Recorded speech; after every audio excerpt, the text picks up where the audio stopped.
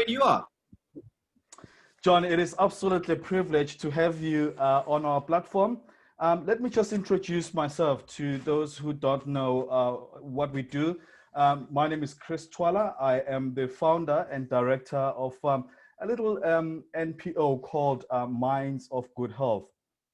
And what we're trying to do really is to raise awareness of depression and assist those who are faced with this silent killer.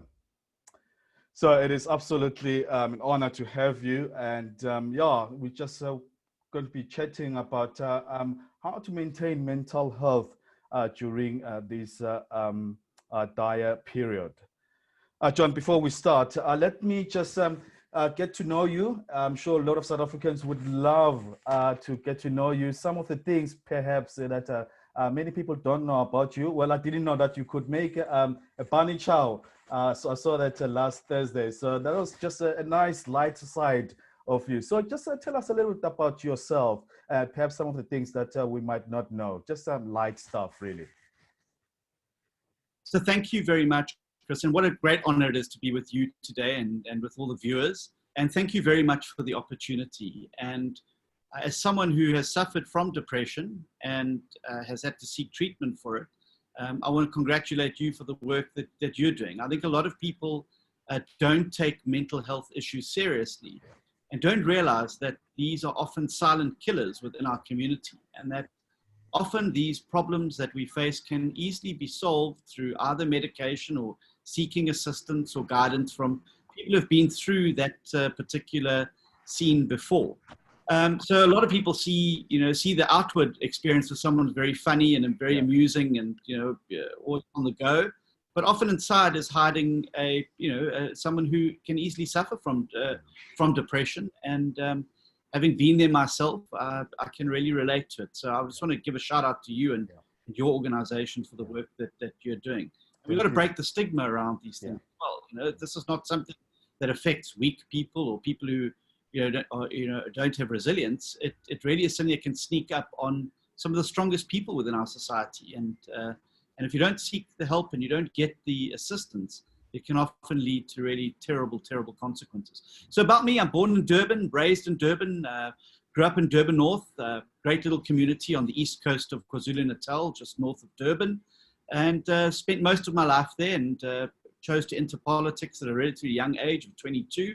Served on the Durban City Council for 10 years, rose up to being representing the party on the executive committee and being the leader of the party there. I then got elected to the KwaZulu-Natal legislature. I spent 2.5 years there, and then came down to the National Assembly and started as a backbencher, worked my way up as a spokesperson, whip, eventually was appointed as the chief whip in the last 2 terms, and now the interim leader of the party nationally, but the elected leader of the opposition in the National Assembly. I've got a relatively small family. I've got 2 sisters who one lives in Durban and one lives abroad. And I've got 3 beautiful daughters, Ashley, Caroline, and Olivia, who all keep me very, very busy and on my toes. As I can imagine, I really enjoy spending time with friends, and I really enjoy politics because I believe politics is, for all its negativity and all its negative attributes, is the one means and tool that we have to effect positive change in South Africa. People say politics, I'm not interested in politics. Well, that may be the case, but politics is very interested in you, and every aspect of your life has a political aspect to it, and politics touches it somewhere.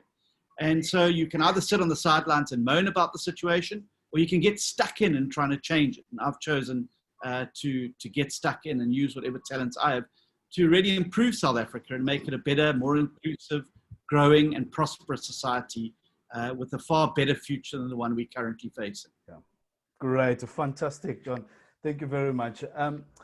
Well, as you've touched on this a little bit, so many people across the globe have experienced melancholy due to this pandemic and the lockdown, really. And really, whatever that happens on the outside, it does affect us. It does affect us internally. It does affect our mental health.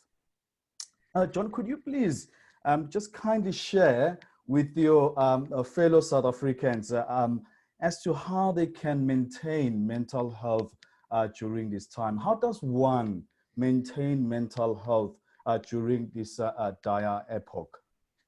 Sure.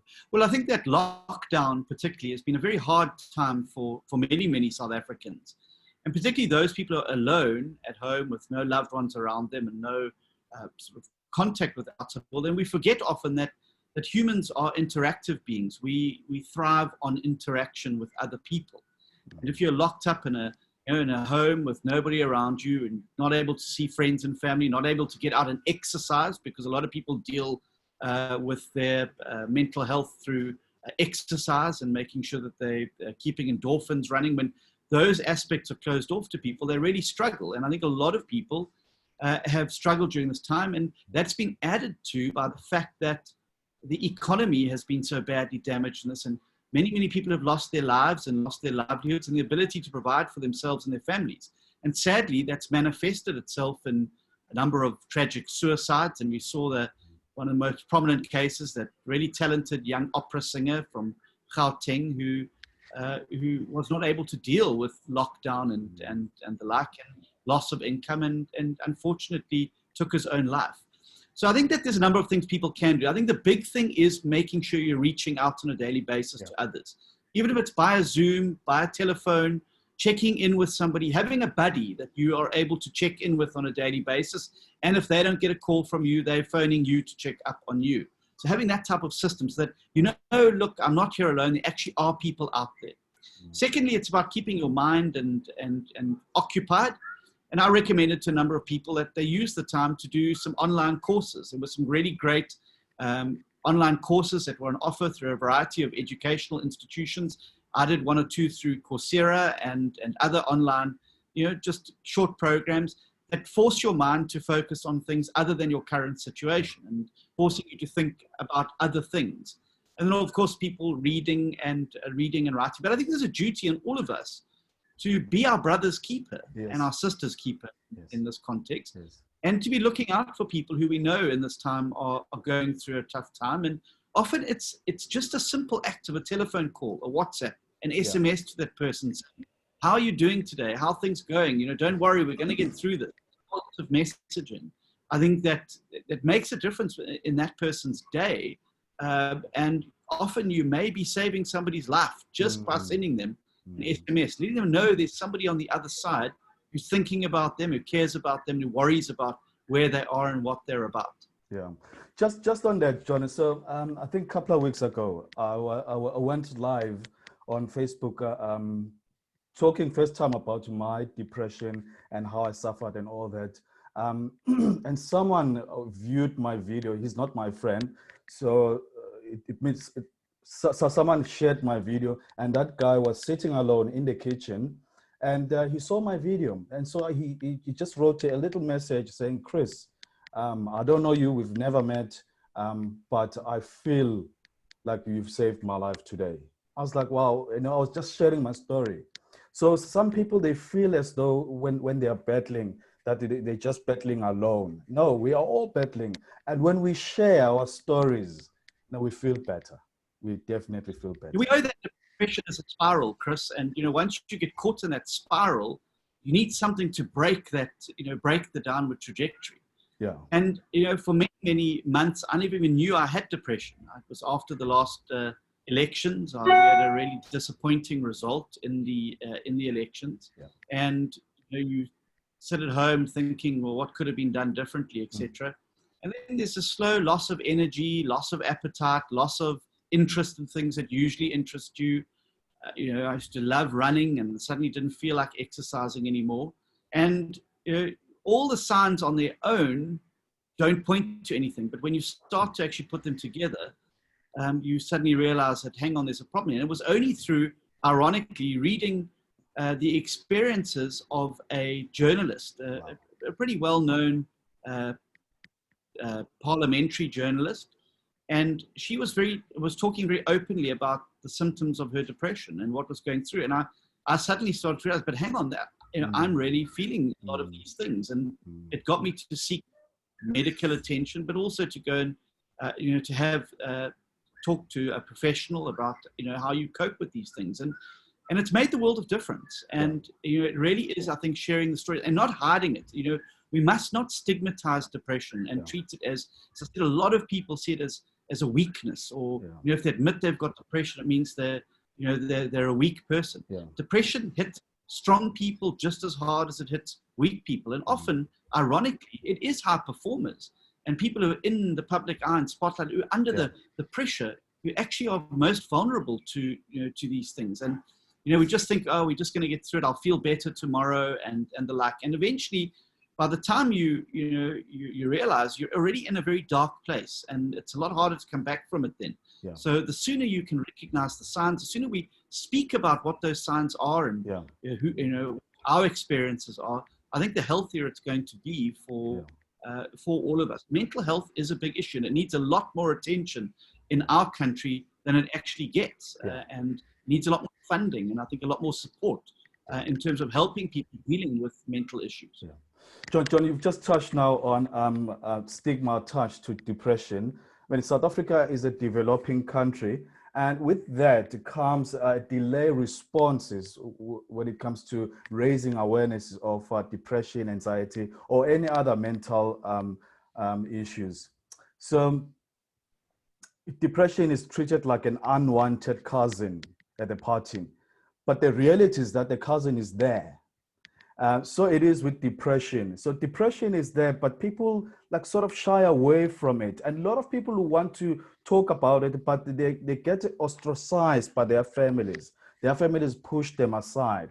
Can you just give us pointers how, as a society, how as a country, we can eradicate any stigma attached to depression or any mental issues? So I think that there's a number of things we need to do. And the big thing is awareness. I was not even aware of the symptoms. And as I said, it was only when somebody started sharing their experience online and on Twitter and on Facebook that I started to realize, but hang on, I'm starting to see a similarity here. And I think that we need to be open up front about what the symptoms are. And the symptoms are different for different people.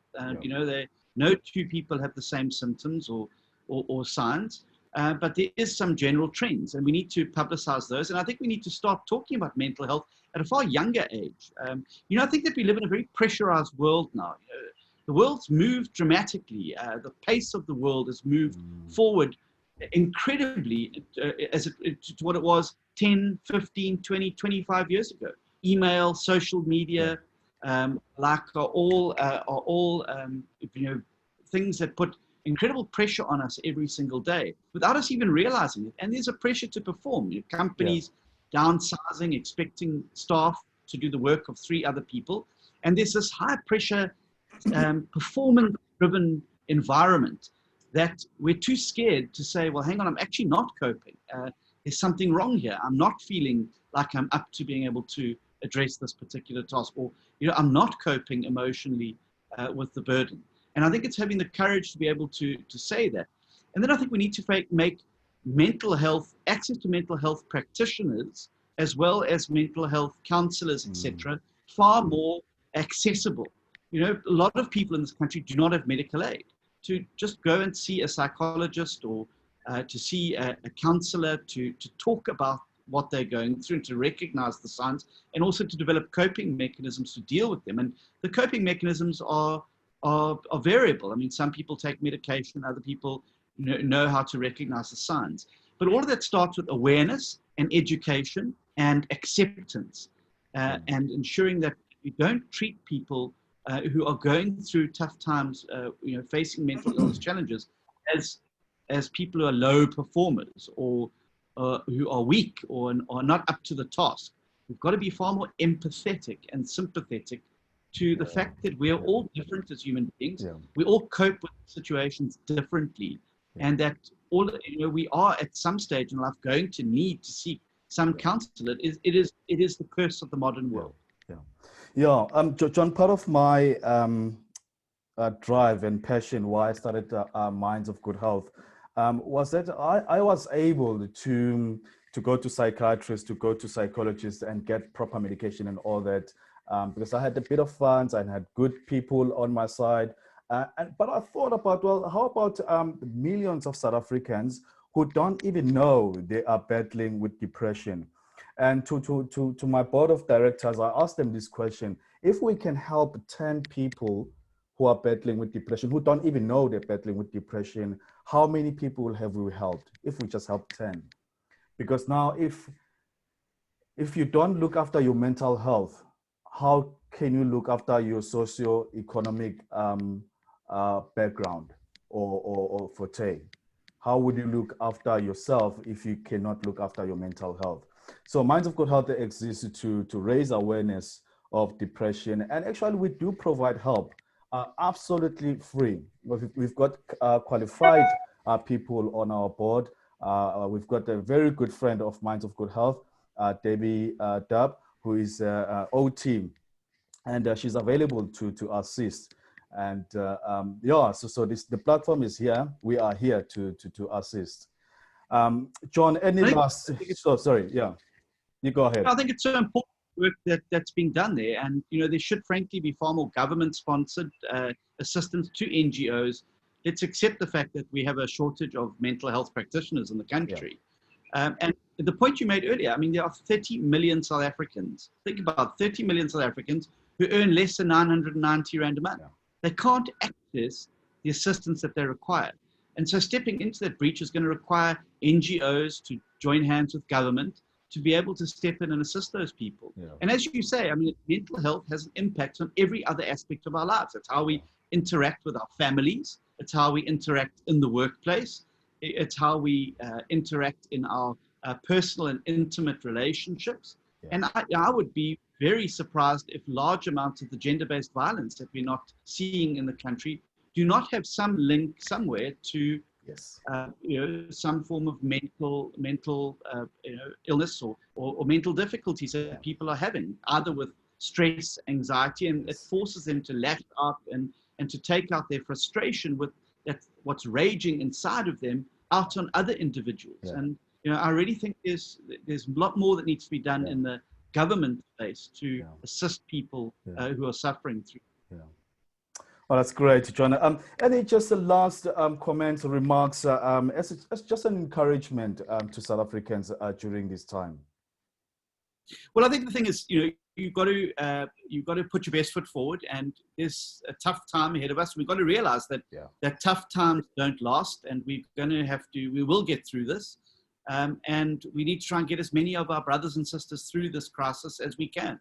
And that now is not a time in South Africa to isolate and to insulate ourselves. We've got to reach out and be helping across the bridge our brothers and sisters who do not have the means or ability to do so.